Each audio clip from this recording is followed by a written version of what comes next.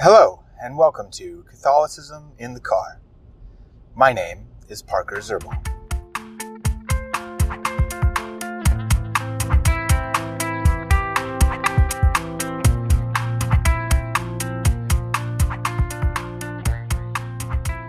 I want to continue. This will be our third episode in a row on the Catholic spiritual life, our relationship with God. Just giving some thoughts on this. Last time I talked a little bit about some experiences I had with a very holy man, very holy priest, and I want to kind of continue that discussion, not about him, not about that story, or those stories, but about the tendency that a lot of people will end up having, and I've had this tendency in my life. I've felt this tendency quite acutely at certain times to over-spiritualize. Oftentimes, when people start really getting into their faith, really getting into their prayer life, they will start to see everything through that lens. And I think, in a certain sense, it's good. It's all part of the process. It's all part of the building of that relationship. The person has this newfound enthusiasm for prayer, for relationship with God. Maybe they're reading a lot of the lives of the saints, and they're really internalizing a lot of what the saints did and trying to emulate it. With this over-spiritualization often comes an emulation of others. So instead of trying to be oneself sanctified, one tries to emulate the sanctity of others. So I remember when I was entering the religious life, when I was discerning to enter the religious life, I was reading a lot about St. Francis, because I was planning to enter this Franciscan community. And I really internalized a lot of the things that Francis did. And I was amazed by a lot of the things that Francis did, or better to say, what the Lord did through him. What he allowed himself to be a vehicle for, right? And I tried to put a lot of those things into practice, into concrete practice in my life. I remember I would stay up pretty late, praying, reading scripture. I would wake up really early, reading scripture, and I was in high school at this point, so I ended up getting, 5-6 hours of sleep a night, which probably wasn't the most prudent thing in the world. Would I go back and change it, though? No, I wouldn't.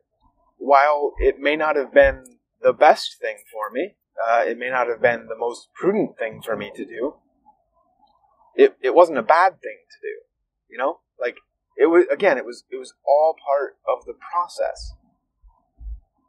It was all part of the process. And, whether I've actually advanced since that time or not, I have no idea.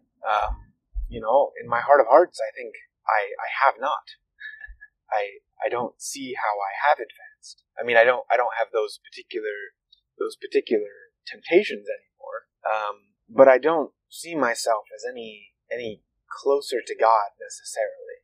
I don't see myself as any holier than at any other point in my life. Because, part of it, I think, is because so being a young man, I'm 26, I was introduced to pornography in the 6th grade. So I was 12, I think, when I was introduced to porn.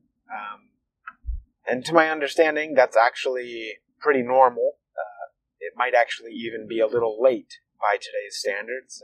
The last I heard is that the average age of young boys seeing porn for the first time is now down to 9 or 10. I've heard, of it even happening much earlier. And it's tragic.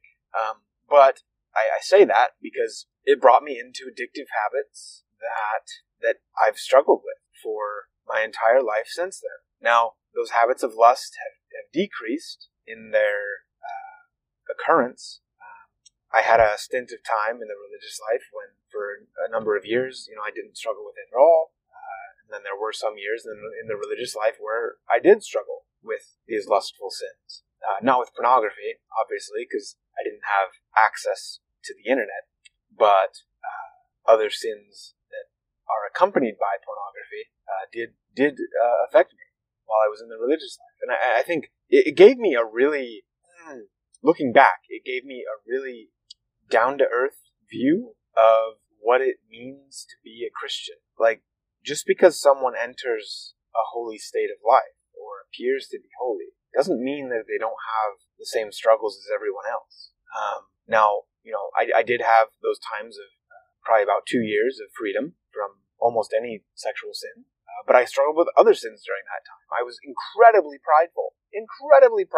I thought I was like one of the holiest people around. I really did. And then after leaving the religious life, so about a year and a half before I left, was my struggle began again. Maybe 2 years before I left, my struggle with lust began again. And it continued pretty much up through when I got married. And there have been times when I've fallen since being married. Now I've been very open with my spouse about this, and the sacrament of matrimony has actually given me more freedom in that regard than I think I've ever felt in my life, even compared to when I was in the religious life. I feel I have more freedom from those sins of lust now than I did then. Because when I was in the religious life, I was kind of white-knuckling it. I was leaning too much upon my own power, my own effort. And of course, we need to put effort in. God gives us free will, and God gives us strength and fortitude for a reason. But when it comes down to it, it is that you do need to contribute something, but it's only in response to the grace of God. It's not in order to earn the grace of God. Okay? It's not in order to receive the grace of God. You don't do anything to receive the grace of God. You only do things in response to it. So, yeah, so I've struggled with many things throughout my life, many sins, and I think, they've set me back at times in my spiritual life, if you could say that. How could I ever know these things? I don't know these things. That's just kind of a sense maybe I get, but yet I grew in so many other ways. It's like you fall back in one area, but you grow in 10 others. And so then, therefore, it is some sort of an advance, although maybe it doesn't feel like it at all. And yet again, why does advancing matter? It shouldn't matter to me. All that I should care about is that God is being good and gracious to me, and I deserve nothing of what he does. So, anyway, I'm kind of bearing my heart here. And I hope this is helpful for you, because I wish someone would have told me things like this. I wish someone would have been this vulnerable with me to really feel the struggle, but yet know that the grace of God will bring us through it all, and he does bring healing in certain things. Now, when he heals you from one thing, it just exposes another. It's like when you dig into the ground, you expose layers upon layers of different sediment, and usually it gets harder as you go down. So as these things are exposed, it does get harder as you shed all of the sins, you could say. As you shed sins, you gain a lot of pain, a lot of suffering, because you're more united with Christ crucified. Anyway, thank you. Oh, real quick, please feel free to subscribe to any of my podcasts on any of the podcast players. Find me on YouTube. Please subscribe. Like me on Facebook, like the Catholicism Car channel on Facebook, Twitter, Instagram. We're all there, Catholicism Car. And then I also have a Patreon account if you wish to support what I do at this podcast and this YouTube channel. And you can also support us on Anchor.fm. There's a support button there you click on. I also have links to all this on my website's support page at www.catholicisminthecar.com.